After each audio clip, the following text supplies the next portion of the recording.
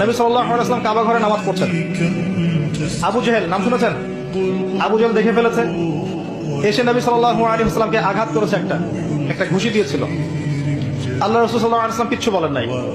এই দৃশ্যটা দেখেছেন একজন দাসী, দেখে হামজা রাদিয়াল্লাহু আনহু স্বীকার করে ফিরছিলেন। তিনি কিন্তু তখন ইসলাম কবুল করেন নাই, নবীর চাচা, আপন চাচা। হামজা রাদিয়াল্লাহু আনহু আসছেন, তাকে বলছে ইয়া আবু আমারা, ইয়া আবা আমারা, হে হামজা, তার উপনাম ছিল এটা। তুমি যদি দেখতে কিভাবে আবুল হাকাম ইবনে হিশাম মানে আবু জেহেল তোমার ভাতিজাকে গালি দিয়েছে, আঘাত করেছে। হামজা রাদিয়াল্লাহু আনহু বললেন আওয়া ফাআলা হাদা, সত্যি কি সেই কাজটা করেছে? তখন এই দাসী বলছেন ই ওয়া রব্বি, আল্লাহর কসম, সত্যি এই কাজটা করেছে।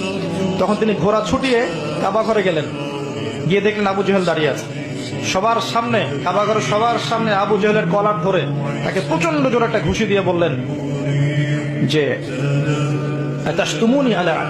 আতাশতুমুনি ওয়া আনা আলা দীনি, তুমি কি আমাকে আঘাত করবে? আমি নিজে তার দিনের উপরে আছি। আকুলু মা ইয়াকুল, ও যা বলে, আমার ভাতিজা যা বলে আমিও তাই বলি। রুদ্দাহা ইন ইসতাতা'তা, তোমার যদি ক্ষমতা থাকে এই ঘুষি ফিরিয়ে দিয়ে দেখাও। কে বলেন এই কথা? হামজা রাদিয়াল্লাহু আনহু। এবং ওখানে সাক্ষ্য দিচ্ছেন যে আনা আলা দীনি ওয়া শাহিদতু আল্লা ইলাহা ইল্লাল্লাহ ওয়া আন্না মুহাম্মাদার রাসূলুল্লাহ, তোমার যা ইচ্ছা এখন করো। কারো বুকের কলিজা ছিল না, ওখানে হামজা রাদিয়াল্লাহু আনহুকে একটা আঘাত করে দেখায়। এবার তিনি চলে গেলেন দারুল আরকামে, যেখানে নবী সাল্লাল্লাহু আলাইহি ওয়াসাল্লাম তখন ছিলেন। সেখানে গিয়ে বলছেন ইয়া ইবনে আখি, হে আমার ভাতিজা, কুনতু আনসুরুকা লিল হামিয়া,